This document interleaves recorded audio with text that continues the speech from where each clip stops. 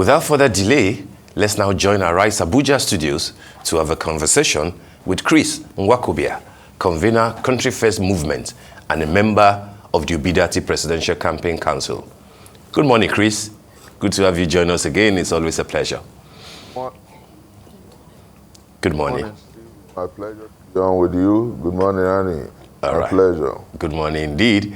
I mean, let's start on the good note. I believe that you like to talk about the much-awaited manifesto by your candidate, Peter Obi, of course, together with his running mate.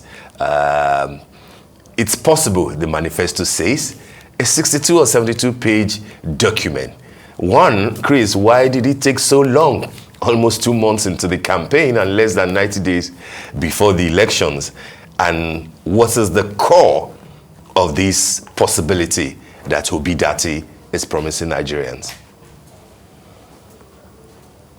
Steve, let me say that the last time I was here, I did say very clearly that we have always had a manifesto. What we were going to bring out to Nigerians is a working plan. And as I speak to you, the working plan in the public domain is a 62-page document. Our principal and the foremost presidential candidate as we have has released a 7-point agenda, which as it were is a manifesto, and he did that a long time ago. I think that those who tried to make a major issue out of it failed woefully, because what were brought before and what we're putting before the Nigerian people is simply not just a manifesto, it's a working plan. And like you read, it's possible. That's what we're saying. A new Nigeria, it's possible. A new tendency in leadership is possible. A new republic is possible. A Nigeria where every Nigerian truly feels and has a sense of belonging and citizenship is possible. A Nigeria where we move from profligacy to frugality is possible. In Nigeria where our leaders become responsible and responsive to the Nigerian people is possible. In Nigeria where our educational system, rather than what is happening today, gets better and improves, is possible. In Nigeria where health care is improved upon, is possible. And that's exactly what PO stands for. That's what Peter Obi stands for. That's what Ahmed Yusuf Baba Ahmed stands for. And as I talk to you, Nigerians are excited as to the fact that the working plan, I rather call it a working plan, because if you were to define what a manifesto simply means, Steve, we have always had a manifesto. The 7-point agenda of Peter Gregory Obi has always been our manifesto. And interestingly, this manifesto, as you were, this working plan, is cut in 7 directions, 7 thematic issues. We're talking about how to create jobs, how to unite our country, how to move from consumption to production, how to move to the realities of a 21st century technology-driven country, how to create jobs, how to improve on our infrastructure. And Steve, as I talk to you fundamentally, our principal, my principal, the leading presidential candidate on the political amphitheater today, the one whose campaign is organic and monstrous, is saying that along with the Nigerian people who can redeem our country and bet a new day. All right, Mr. Nwaokobia, it's very great to know that the manifesto is out, and it's really good. It sounds very robust, as you have discussed, and of course, our last conversation, we also told them this. But now let's go move from that to a burning issue. Of course, yesterday we had a conversation with your party's National Publicity Secretary, Dr. Arabambi, and the Ogun State Chapter Chairman, Mr. Shade, where some pretty serious allegations and declarations were made against your party's leadership on account of a forgery and a manipulation of a Court of Appeal judgment to INEC. Towards which Dr. Arabambi claims that a petition is now being filed to the Inspector General of Police. As a spokesperson of the Obidati campaign, speak to the veracity of those allegations, please. Well, let me say clearly first that I'm not the spokesperson to the campaign. I'm a member of the Presidential Campaign Council. I speak for the Big Tent, the coalition of civil societies and support groups of the Obi Dati presidential campaign, and the big tent, as it were, is the independent campaign organization of Peter Gregory Obi and Barbara Ahmed. But let me say here that what you have everywhere is storms in a teacup. You know, I said in a sister station a few days ago that what we have is that the two leading parties are perhaps searching through, they become archaeologists. They're looking for everything with which to throw darts at the Obi Dati campaign. They're looking for everything possible to throw mods at the Obi Dati campaign. And when you hear about, on the one hand, they will say, oh, they have suspended the DG of the campaign. On the other hand, they say there's a forgery allegation. These are all, permit me use the word, I don't want to use the word fake news, but as it were, that's what they are. The truth is that the campaign is moving on and we're addressing the fundamental issues. When people go to court with issues that are unfounded, naturally, the courts of our country, you have obviously observed, that is one of the things for which I will commend the present administration.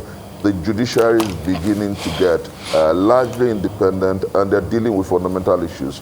You remember what happened a few days ago with the EFCC chairman and then the IG of police. Judges are speaking up, and they're being very, very frontal in their proclamation. So I think that when we get to the court, we'll deal with those fundamental issues and ensure that those who think that they can muzzle the Labour Party, muzzle the Obi Dati campaign, muzzle truth, will find out that increasingly they will fail and they will scatter, because the truth is that we are at the dawn of a new day.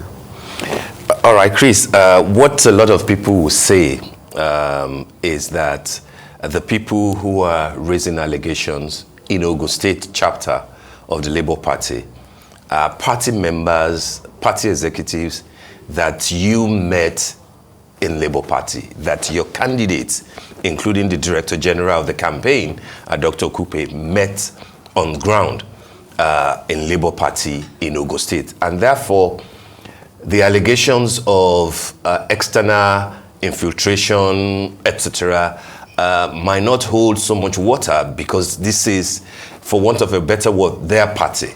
So let's zero that down to the core issue that Abi raised. Yes, you have said that you would deal with the issue, the allegations about forgery in court. But then there are two key outstanding ones, which the Ogun State chairman of the party mentioned clearly yesterday. It wasn't fake news. He was in the studio with us, and it was clear about what he was saying. One, that the DG of your campaign, Dr. Okupe, stands by the constitution of your party, stands expelled because he has not fulfilled his financial obligations to the party in the last 6 months. He quoted extensively, together with Dr. Arabambi, from the constitution of your party.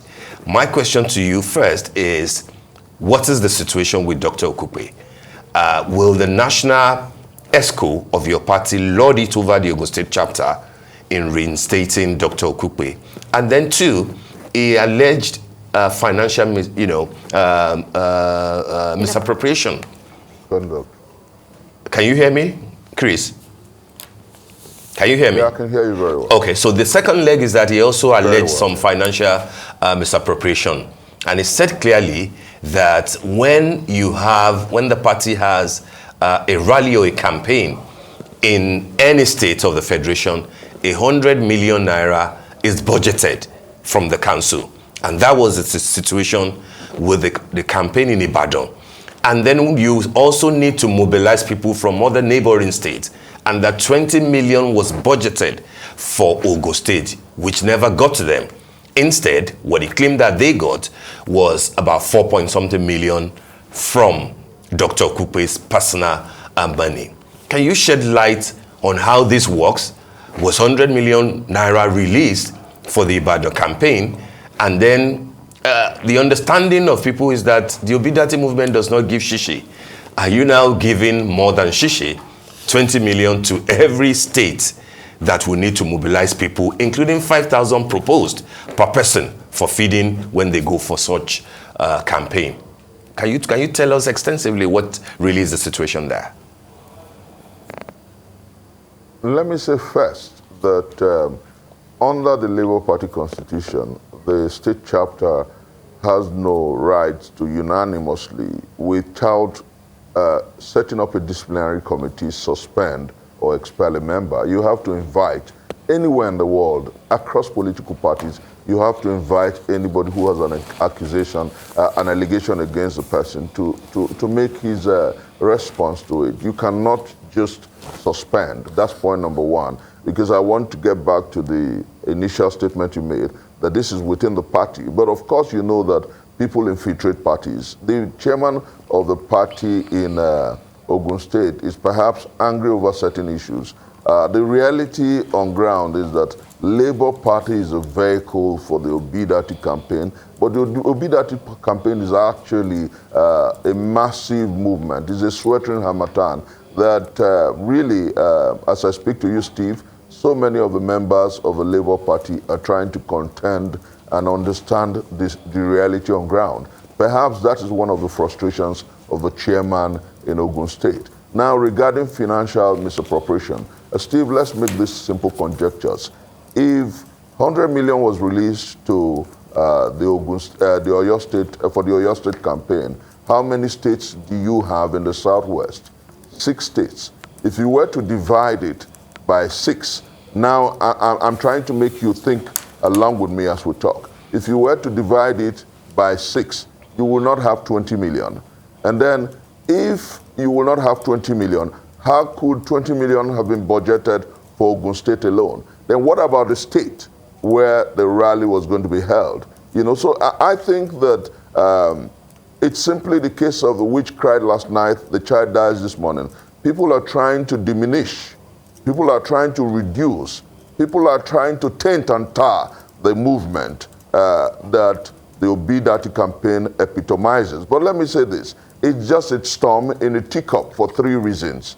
The truth is, like you noted, we don't give shishi. We don't buy people to come to our rallies. You have seen social media reportage and pictures of those who are paid 1,000 naira to attend a certain rally, those who are paid 2,000 naira to attend rallies. We don't pay. Now, when monies are released for campaigns, they are released to cover the media, to support in transportation of people from across the other states, not to provide vehicles. So why would the party give 20 million to Ogun State to mobilize members? I think you have to properly interrogate what the chairman of the party in Ogun State has said. What I want to say here clearly is that we're not joining issues. There are several issues within the party that will be tackled and handled appropriately and effectively. But what Nigerians are concerned about is whether these storms in various teacups, and mark my use of words, will affect or diminish the massive movement called the Obidati presidential campaign. And the answer is no. Labour Party is just one arm of a monstrous movement pushing for a new Nigeria. You have the Obedient movement, which is 10 times stronger and more effective, efficient, and effectual than the organism and organogram of even the Presidential Campaign Council. And I say this without fear of querulous critics. I'm a member of the Presidential Council, but I know that the obedience out there in the streets are moving from street to street, cranny to cranny, and moving across this country and mobilizing people and pushing the narrative for a new Nigeria. So it won't affect us in any way. We will, like the chairman of the Labour Party said, they will address these fundamental issues. And he did say that those who think that the Ogun State chapter can suspend the DG of the campaign are only driving in dark parts, because the truth is that they don't have the right to do so. And then the truth is that it's more like a fake news or an attempt to do the impossible. I think that while the party deals with that reality, what bothers me and what interests me in this development is the fact that some people cannot sleep at home, so they're spending monies to try to cross disaffection within the party, but it won't work. The all right, party Chris. is stronger Okay. because of the Obedient movement. Okay, Chris, well, I heard you clearly, but just to clarify, what the chairman of the Labour Party in Ogun State, together with the National Publicity Secretary, Dr. Arabambi, said was that it looks like the standard practice will be to give 100 million naira to the state hosting the campaign. The 20 million that he claimed was approved will be for mobilization from other states. It was not meant to be a situation of dividing the 100 million to the 6 southwest states. No, the 20 million was meant to be an addition. And I will imagine, of course... But if you listen to me, Steve, yes. Steve, if you got me, please. Yes. If you got me, that's why I'm saying that for the chairman of a party in Ogun State to say that 20 million was approved for Ogun State is a big lie. It is not possible. The point is that he got part of the 20 million meant to mobilize across the other 5 southwest states. Does Labour Party pay for mobilization? Rally. Do you pay for mobilization? We do not pay for individuals to come to rallies. We provide vehicles for people to come for rallies. Those who cannot afford vehicles, all over the world is done. You know, we do not pay like the APC will give 1,000 after provide individuals. We don't buy people to attend rallies. We try to make the logistics easy for other adjoining states to join in the rallies if they so desire. Steve, remember that what has happened in our political kaleidoscope is amazing. Remember consistently the Obi-Dati rallies before and after the campaign. Remember the October 1st phenomenon. Nobody pays, we don't pay shishi to anybody to join our rallies and movements or marches. What we do individually, we contribute, we volunteer, and that's because we are passionate. We are progressively committed to the desire to bet a new day and a new deal for our country. And that's exactly, so when the campaign provides for logistics in terms of providing vehicles for people, it is absolutely within the precincts of the Obi-Dati campaign. Okay, can I clarify something, like Chris? Do you mind if I clarify something? When you say that you provide vehicles as logistics for people, you're saying therefore that if Peter Obi will come to Lagos, he's been to Ibadan, you need to come to Lagos, you probably go to Ogun. When he does, you will need to provide vehicles for your members in other states to come and listen to him in Lagos State, even if he has been to those states before. That's what you call mobilization, isn't it? Those who want to come will indicate their intention to come. Okay. Those who want to be part of a Lagos rally will indicate their intention to join the Lagos rally, and the campaign will make provision to support their movement in terms of ensuring that if you want to come from Anambra State to Lagos for a rally, what's wrong? We're all Nigerians within the same geographical space called Nigeria. And I think it is absolutely legitimate and is not against any moral or proper conduct. So I would say without equivocation that we will support Nigerians and supporters of the Obi-Dati campaign and movement who want to come from any part of the country to attend a rally. All right, Chris. Looking at the circumstances surrounding Dr. Okupe's proposed expulsion from the Labour Party, as put forward, of course, by the party's Ogun State chapter, please talk us through the core statutes within your party's constitution as regards the necessary processes to follow under these occurrences. And also, you just spoke to the Ogun State chapter's constitutional jurisdiction to make the call for an expulsion as we have in this instance. Does this development then suggest a lack of clarity across the party's chapters as to the necessary procedures under similar circumstances? Because, as you know, this has generated a lot of public interest over the last couple of days. Also, Chris, I'm not entirely sure that you have addressed the allegations on forgery and manipulation as brought up by Dr. Arabambi yesterday. What knowledge do you have of this, please? Let me say clearly, and I say without equivocation, that first, a state chapter has no right whatsoever within the constitution of a Labour Party to expel or suspend the DG of a presidential campaign. That's point number one.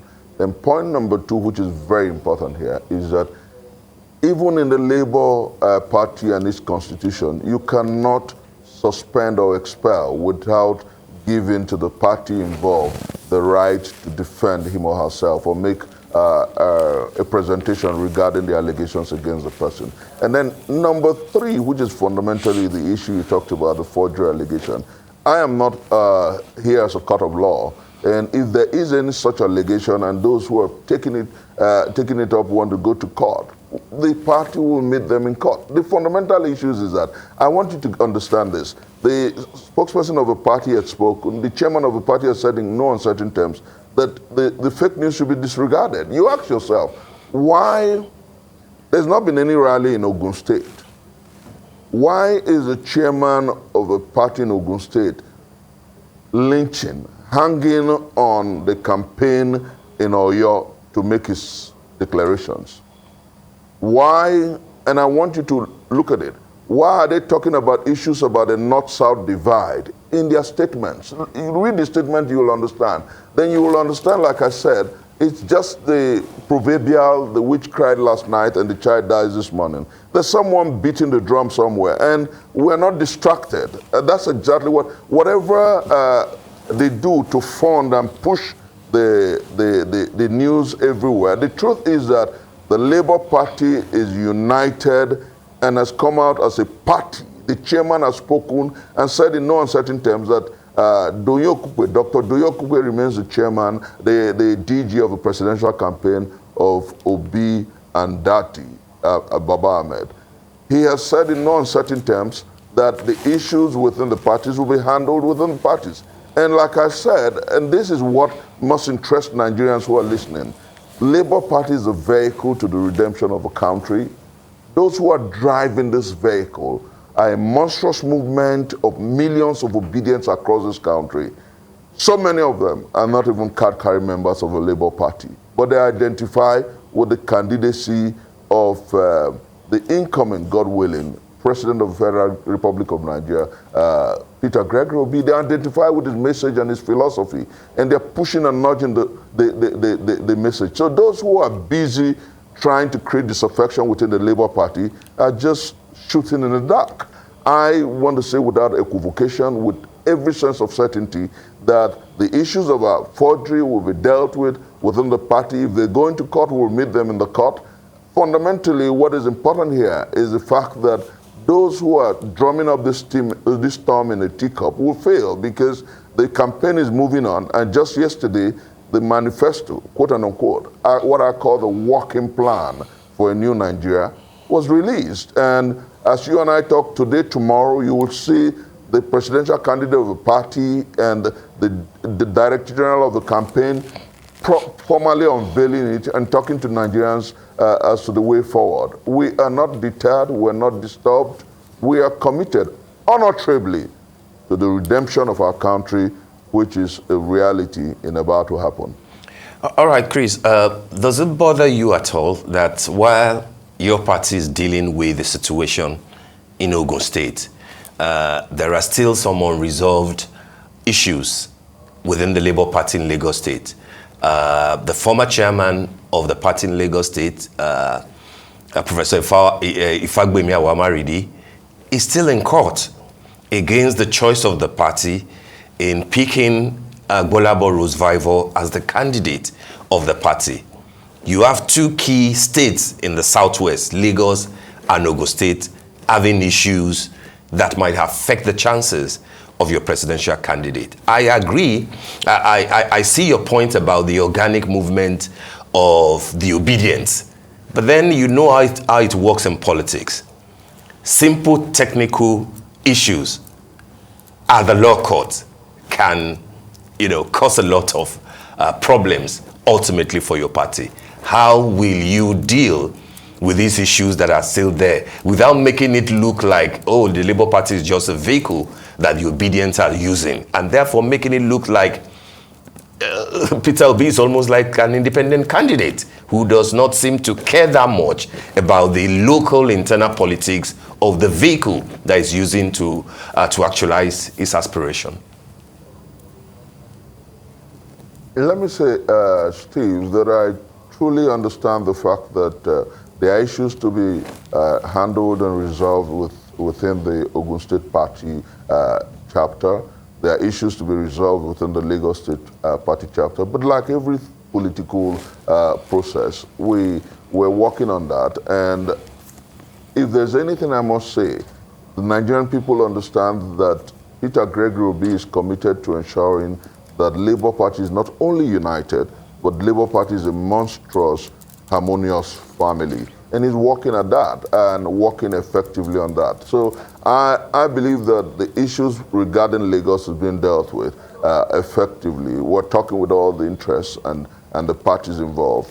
In Ogun State, these issues will be resolved before you know it. I want to say that those who are trying to drag it to the monstrous and massive message which the Obidati campaign epitomizes are going to lose sleep because, and are going to lose sleep for nothing because the party and the movement is bigger than these darts. And I say this very seriously for two reasons, Steve.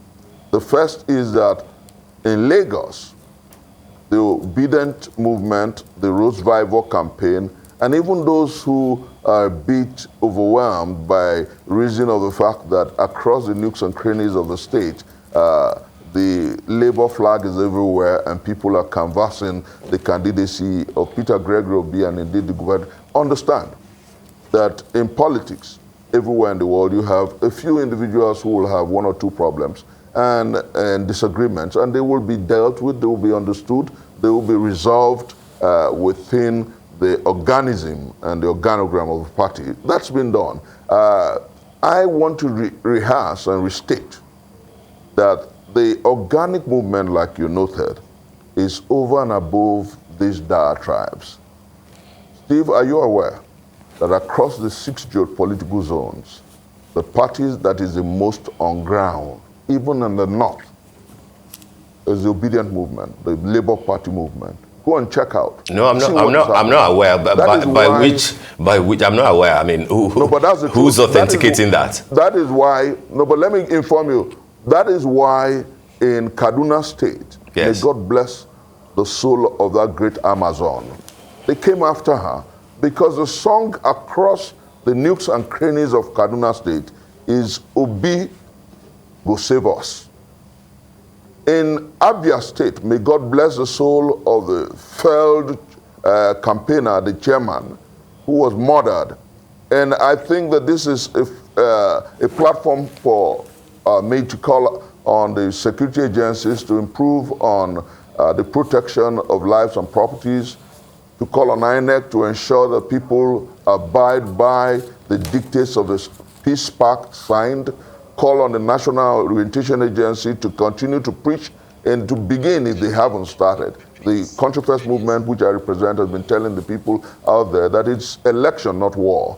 The time has come for Mr. President to stand and speak to the Nigerian people and discourage this penchant for violence, because people are overly frustrated by reason of the monstrous movement that we represent.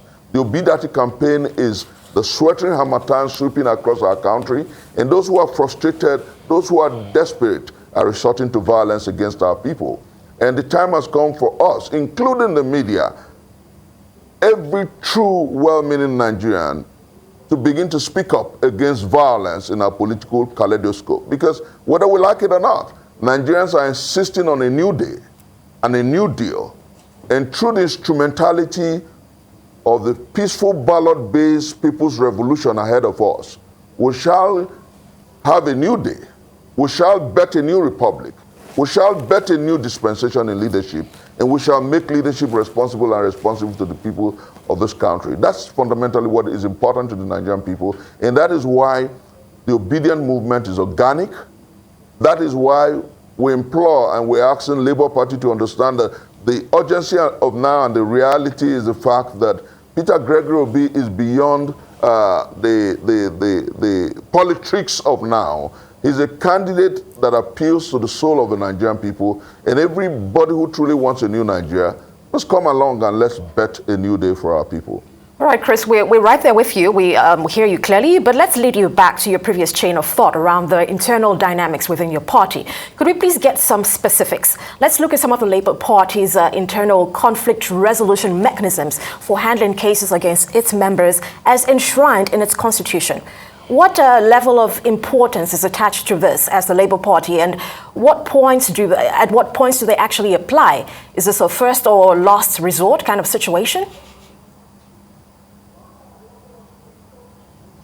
Let me say clearly that if you have observed the candor and comportment of a leader of a party, Julius Abure, if you have observed the tendency and the candor of the DG of a campaign, Okupe, if you have observed the civility, the candor and the comportment of the presidential candidate of a party, Peter Gregory Obi, you will understand that the party has great respect for dialogue, great respect for engagement, great respect for peaceful resolution of issues. And that's exactly what we're working on. We shall resolve all the doubts. We shall resolve all the arguments. We shall resolve all the issues before you know it. Because fundamentally, like my movement says, country first. Before us is the challenge of betting a new day for our country. Before us is a challenge of redefining our politics. Before us is the challenge of making our leadership in this country responsible and responsive. And so the party will resolve those doubts and contradictions. The campaign council will address the fundamental issues. And under the leadership of now, the head of the campaign, the presidential candidate, we shall approach every issue not only with civility, but with a broad-based intention to proactively engage and resolve all the contradictions. Because, like I said, it's country first, and we're going to bet a new Nigeria come February 2023.